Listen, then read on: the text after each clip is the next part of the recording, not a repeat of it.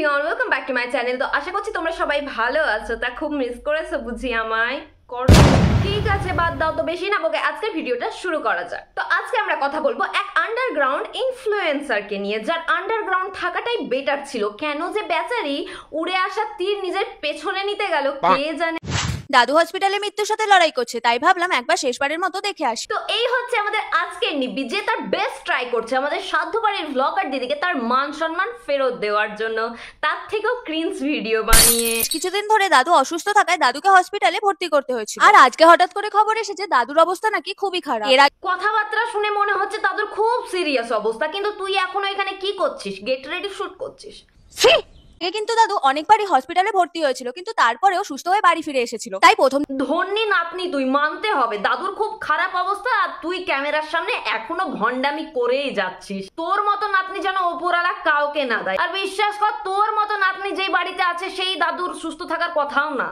ঠিক বলেছেন। মজার বিষয় কি জানো তো, এই দাদুই কিন্তু ছোটবেলায় আমাকে বিয়ে করতে চাইতো। হ্যাঁ, তা তো চাইবেই। দাদু বুঝে গেছিল তোর স্বভাব, ওই জন্যই কোন সংসারে গিয়ে আর অশান্তি করবি, তা না ঘরের জিনিস ঘরেই থাক। এই সুযোগেরই সদ্ব্যবহার করে আমি রোজ বিকেলে দাদুর কাছ থেকে 1 টাকা নিয়ে পেপসি খেতে যেতাম। সুযোগের সৎ ব্যবহার না রে, বিশ্বাস কর, দাদুর ওই 1 টাকা অসৎ কাজে ব্যবহার হয়েছে। ওই 1 টাকা দিয়ে ইঁদুর মারা বিষ কিনে খেতে পারতিস, ওই 1 টাকাটা কিছু একটা ভালো কাজে লাগাতিস।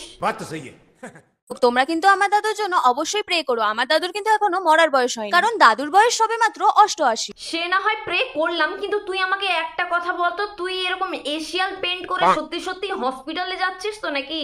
না মানে এইরকম সেজে গুজে হসপিটালে কে যায় ভাই? এবার তো দাদুর জন্য আরো বেশি বেশি করে প্রে করা উচিত আমাদের। দাদু যেন তোর এইসব কীর্তিকলাপ দেখে তোকে ত্যায্য নাতনি করে। ত্যায্য নাতনি এটা আবার হয় নাকি? হ্যাঁ হয় হয়। যাই হোক, এখন কিন্তু হসপিটালে যাওয়ার জন্য আমার লুকটা রেডি হয়ে গেছে। যাস না বোন, বিশ্বাস কর, যাস না। দাদুকে বাঁচাতে হলে যাস না, কারণ তোর এরকম এশিয়াল পেন্ট দেখে দাদু কোমায় চলে যাবে। তোমরাই কমেন্টে জানাও আমাকে কেমন লাগছে। বোন, আশেপাশে চেয়ার থাকলে বসে পড়, কারণ তোকে 440 ডিগ্রি ভোল্টের ঝটকা লাগবে। আমি আমার জীবনের সবচেয়ে বড় সত্যি কথা বলতে চলেছি। তুই যে এতক্ষণ ধরে আটা ময়দা কি কি সব মাখলি না, তাও তোকে কালি কালুটি বেঙ্গালুটিই লাগছে। দেখ বোন, এটা নিয়ে আবার কন্ট্রোভার্সি করতে আসিস না, কারণ তুই জিজ্ঞেস করলি, আমি তো আমার সব থেকে জীবনের সত্যি কথাটা তোকে বললাম। হঠাৎ করে দাদুর হার্টের অপারেশনের কথা শুনে পুরো ফ্যামিলির মাথায় যেন আকাশ ভেঙে পড়ল। সেটা বুঝলাম দিদি, তোমার পুরো ফ্যামিলির মাথায় আকাশ ভেঙে পড়েছে, কিন্তু এটা এইভাবে মুজরা করে বলার কি ছিল সেটা তো বুঝলাম না। তখন আগে খবর এলো দাদু নাকি ইমিডিয়েট হার্টের অপারেশন করতে হবে, কিন্তু তোমরা তো জানোই হার্টের অপারেশন করাতে গেলে কতগুলো টাকা খরচ হয়। তবে এই মুহূর্তে আমরা দাদুর পেছনে এতগুলো টাকা খরচা করতে চাইছি না, কারণ আমারও তো বিয়ের বয়স হয়েছে, আমাকেও তো বিয়ে করতে হবে। বলো, বাহ বাহ বাহ বাহ বাহ, क्या सोच है रे तेरी। দিদি তুমি এখানে কি করছো? তোমার তো মিউজিয়ামে থাকা উচিত, কারণ তোমার মতো মেন্টালিটির মানুষ এখনকার যুগে আর দেখাই যায় না। पहली बात तो ऐसे लोगों को आप उतनी गालियां दो जितनी आपको आती हैं, जितनी नहीं आती लोगों से पूछ पूछ कर। তাই আমি মনে করি দাদুর পেছনে অতগুলো টাকা খরচ করা থেকে আমার বিয়ের জন্য টাকাগুলো জমিয়ে রাখা অনেক ভালো। আর তোমাদের কি মনে হয়? তোমরা কিন্তু কমেন্টে অবশ্যই জানাবে। শোনো দিদি, আমার কথা মন দিয়ে শোনো। তোমার বিয়ে এমনিতেও হবে না, কারণ এরকম একটা পাগল ছাগল মেয়েকে কোনো ফ্যামিলি তার বাড়ির বৌমা করে নিয়ে যাবে না। তার থেকে ভালো দাদুকে অপারেশনের জন্য টাকাটা দিয়েই দাও, না হলে সেই টাকাতে উই পোকা লেগে যাবে। অপারেশনের খবরটা শুনে সবাই তাড়াহুড়ো করে হসপিটালে বেরিয়ে গেছে। তা তুই এখনো এখানে জোকার সাজতেই ব্যস্ত? তবে সত্যি বলতে দাদুর জন্য আজকে ভীষণ চিন্তা হচ্ছে। যতই যাই হোক, উনি তো আমার দাদু, বল। আর সেই চিন্তাতেই দিদি আজকে জোকার সাজ সেজেছে। দেখো, তোমাদের সাথে কথা বলতে বলতে আমার মেকআপ তো প্রায় কমপ্লিট হয়ে গেল। নাও দিদি বিশ্বাস করো, তোমাকে দেখে মনে হচ্ছে যে তুমি সার্কাস দেখাতে যাচ্ছ। পাক্কা জোকার লাগছে। সিনেমা মিনময় আমাকে রোস্ট করে। তা করবে না, তোর যেরকম স্বভাব তাতে তোকে শুধু সিনেমা মিনময় কেন, প্রতিটি রোস্টার রোস্ট করবে। রোস্টারদের কথা বাদ দে, যাদের ইউটিউবে কোনো চ্যানেল নেই, সাধারণ মানুষ শুধুমাত্র তোকে রোস্ট করবে বলে ইউটিউবে তারা চ্যানেল বানিয়ে তোকে রোস্ট করবে। ঠিক বলেছেন। মিনময়ের কিছু ফ্যান আমাকে এসে খিস্তে দিচ্ছে। তোমরাই বলো এগুলো কি ঠিক? না, একদম ঠিক করেনি। আমি তোর সাথে একমত। শুধু খিস্তি দিয়ে ছেড়ে দেওয়া তোকে একদম ঠিক হয়নি, তোকে রিপোর্ট মারা উচিত ছিল। গজব বেইজ্জতি। এটাই তো জানো দাদু হসপিটালে মৃত্যুর সাথে লড়াই করছে, আর সেই টেনশনে না পাচ্ছে খেতে আর না পাচ্ছে ঘুমাতে। না পাচ্ছে খেতে, না পাচ্ছে ঘুমাতে, কিন্তু দুবেলা মনে করে আটা ময়দা মেখে গেট রেডি শেয়ার করতে পারছে। কিভাবে যে কষ্টের সাথে দিনগুলো কাটছে তোমাদেরকে আর কি বলবো। আরো আরে কত কষ্ট রে বইন তোর, তোকে দেখেই বোঝা যাচ্ছে যে তোর কত কষ্টের সঙ্গে দিন কাটছে।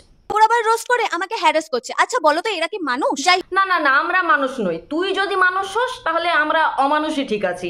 দাদুর অবস্থা খুব খারাপ, নাতনি এখানে নেচে নেচে বদন কেলিয়ে ভিডিও বানাচ্ছে, আবার সেই নাতনি আমাদেরকে বলছে। অশিক্ষিত ছোট লোক মেন্টালিটির মানুষরা কমেন্ট করছে যে আমি নাকি বিয়ে বাড়ি যাচ্ছি। অশিক্ষিতটা যে এখানে কে বোঝা মুশকিল। তোমাদের শ্রাদ্ধবাড়ি ব্লগার আমাকে রোস্ট করে ব্যাপারটা ঠিক ওই রকম হয়ে গেল না? চালনি কয় ছুঁচকে তোর পেছন কেন ছেড়া? মানে যে নিজে একসময় রোস্ট হয়ে এখন এত বড় বাড়ি বানিয়ে নিল, সে আবার এসেছে আমাকে রোস্ট। আচ্ছা আচ্ছা আচ্ছা, সেই আমাদের দিদি এখন আসলে এলো। বাড়ি বানিয়ে যে এটা দেখে তোর চোখ মাথায় উঠে গেছে, আর তুইও নোংরামি শুরু করে দিয়েছিস ভাইরাল হওয়ার জন্য। তা আমাদের দিদির আসলেই কোনো দাদু আছে কিনা সেটাই সন্দেহ। না কি ভাইরাল হওয়ার জন্য এসব? তাহলে আসল কথাটা শোনো, আমাকে ভাইরাল হওয়ার জন্য এত কিছু করতে লাগে না, আমি আগে থেকেই ভাইরাল। বিশ্বাস না হলে গুগল করে দেখে নিতে। হ্যাঁ, তুই আগে থেকেই খুব ভাইরাল, গুগল করা মাত্রই বলে দিল যে তুই আম্বানির পুতিন। তো চলো দেখে আসি দিদি আগে থেকে কি এমন করে যে দিদি এত ভাইরাল। বিনা ইনভিটেশনে আজকে আমরা চলে গিয়ে বিনা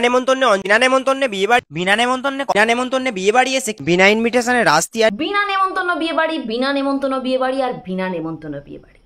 তা দেখে নিলে আমাদের দিদি আর আমাদের দিদির শো কল বয়ফ্রেন্ড, না না সরি সরি সরি দিদির ফ্রেন্ড, না সত্যি আমার মুখ দিয়ে ভুল করে বেরিয়ে গেছে, এটা কিন্তু দিদির ফ্রেন্ড।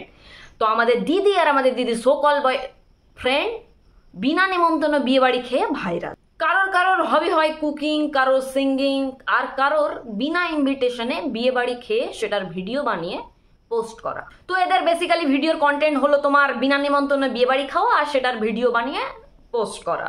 মানে ছোট লোকের কতটা নিচে নেমে গেলে এটা করতে পারে ভাবো। একে তো বিনা নেমন্তন্নতে বিয়ে বাড়ি খেয়ে বেড়াচ্ছে, তারপরে আবার সেটার ভিডিও বানিয়ে পোস্ট করছে। আর ধরো কখনো এরা বিয়ে বাড়ি দেখতে পাচ্ছে না, তার মানে ওদের কাছে কন্টেন্ট শেষ, তখন তারা একে অপরকে সারপ্রাইজ গিফট দেয়।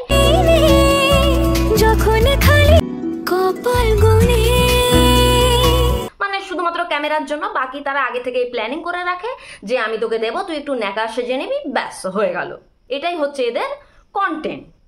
ফাইনালি আজ 3 বছর পরে আমি আমার গার্লফ্রেন্ডের সঙ্গে দেখা, যেহেতু আমাদের রিলেশনশিপটা লং ডিস্টেন্সে, তাই চাইলেও প্রিয় মানুষটার সাথে দেখা করা সম্ভব হতো। দেখা করতে এসেছি বলে ভালোবাসার মানুষটার জন্য কিছু সারপ্রাইজ গিফট এনেছি, আর সারপ্রাইজ গিফটটা এনে তুলে দিলাম তোমাদের রিয়াদির হাতে। কারণ আমার কাছে আমি আর এখানে কিছু বলবো না, আমি ওয়ার্ড হারিয়ে ফেলেছি।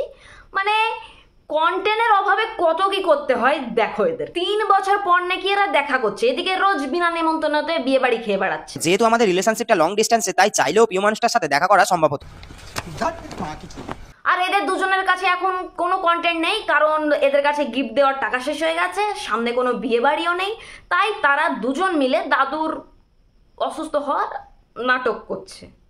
দাদু হসপিটালে মৃত্যুর সাথে লড়াই করছে, এই বিষয়টা নিয়ে রিয়া ব্লগ বানাবে কখনোই আশা করি। দেখো ও যেহেতু আমার বন্ধু, এই বিষয়টা নিয়ে অনেকেই আমাকে ভুল বুঝছে। না না, এসব কিন্তু সত্যি না, এগুলো দাদারই সব প্ল্যান ছিল। এই ঘটনার সঙ্গে আমি কোনোভাবে জড়িত নই, আর দাদা এই ঘটনার সঙ্গে ওতপ্রোতভাবে জড়িত।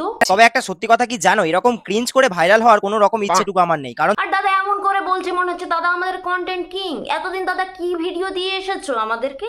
ক্রিঞ্জ করে করেই তো এত বড় হলে, আর এখন নাকি ক্রিঞ্জ করে ভাইরাল হওয়ার কোনো ইচ্ছে নেই তোমার। দাদা আবার নিজের গার্লফ্রেন্ডকে সরি ফ্রেন্ড, দাদার ফ্রেন্ডকে রোস্ট করেছে আরো ভাইরাল করার জন্য।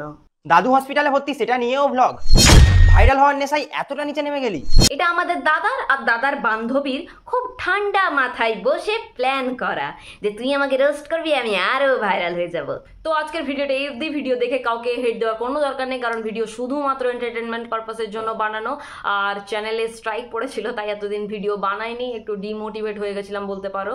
তো এখন রেগুলার আগের মতো ভিডিও আসবে, তোমরা একটু পাশে থেকো, পারলে প্লিজ ভিডিওটা শেয়ার করো, লাইক করো, কমেন্ট করো, চ্যানেলটা সাবস্ক্রাইব করে দিও, কারণ চ্যানেলে এখন রিচ একদম ডাউন হয়ে আছে। তো একটু সাপোর্টের তো তোমাদের বোনের এখন দরকার। তো বাই।